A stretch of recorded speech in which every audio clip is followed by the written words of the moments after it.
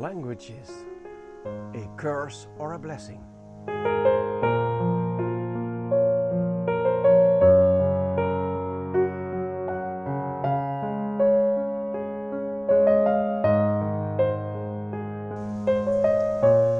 Warm welcome to each and every one of you to this new short video in which I'd like to read a verse from Revelation chapter 5, where we find the throne of God and of the Lamb, and in the midst of that throne we find the Lamb which stands there as slain. And then in verse 9 we read, "And they sing a new song, saying, 'You are worthy to take the book and to open its seals, because you have been slain and have redeemed to God by your blood out of every tribe and tongue and people and nation.'" I'd like to speak about this expression, every tongue or every language. It is impressive to consider the ways of God throughout the scriptures, throughout the ages. When we remind ourselves of the origin of the languages, the tongues, then we land in Genesis 11 and we find the pride of mankind. God orders them to spread over the earth and to occupy the surface of the earth and to work the earth, the soil, and to bring fruit to the glory of God, the Creator, evidently. And then man says, "No, I won't do so. We won't do so. Let's stay together, closely together, build a civilization, a huge city with an enormous tower which reaches into heaven, so that we will not be able to get lost. Even being at 50 kilometers from that tower, one would still be able in normal weather conditions to see the tower and to return back." So that was a clear indication, this idea of the tower, of the pride of man. And then God decides to annul the purposes of man. And how does he do so? He sends a judgment. And one morning, so to say, they get up.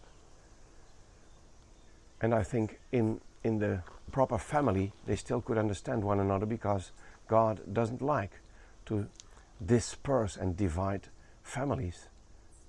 A healthy family is his plan, his idea. However, they couldn't understand other relatives, neighbors, co-workers on the Tower of Babel anymore. And then happened what God had ordered, because they got frustrated about their neighbors and co-workers and they left and they abandoned this plan of the huge civilization of Babel, and they slowly but surely occupied the whole surface of the earth. That is why we are to be found nowadays all over the globe. But what was the origin of this event? It was the fact they couldn't understand one another anymore. God sent languages as a curse. And we can say up to now, yes, for all the time we will be on earth, languages as such are a curse. Not the fact that you understand your father, your mother, your wife, your children, and so on. No. Your own language is not a curse, it's a blessing. But the fact that if you travel, you can't understand other people. And even if you learn the second or third language, you only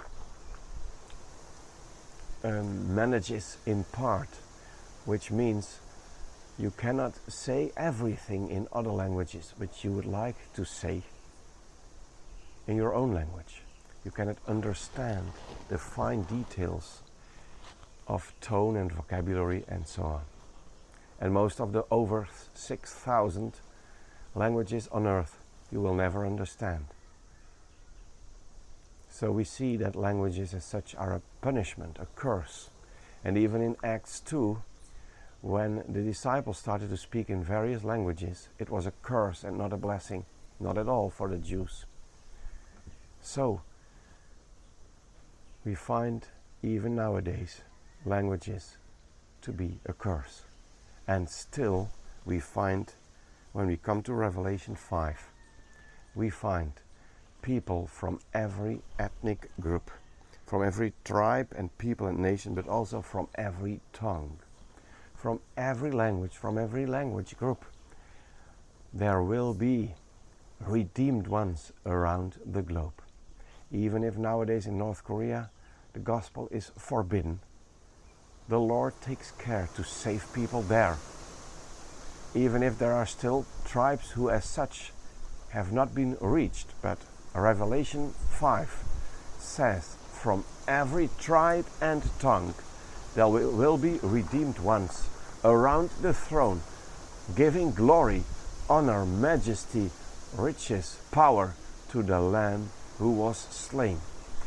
And this is why I would say God turns a punishment, a judgment, a curse into a blessing when the Lamb who was slain will be exalted soon there in heaven around the throne by people from every tribe and tongue and nation and people.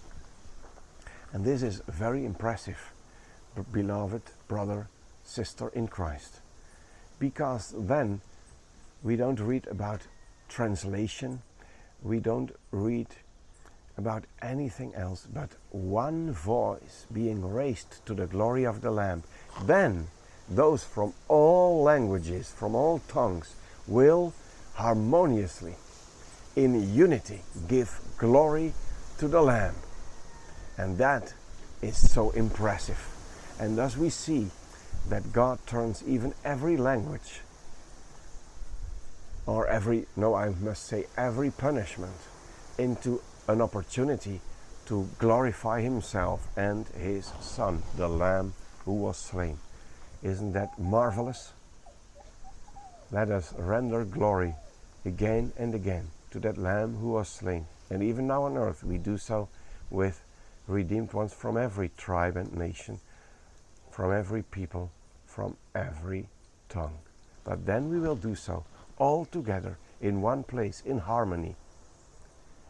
I wouldn't say that we will give glory in over 6,000 languages there, but we will be coming there from every language.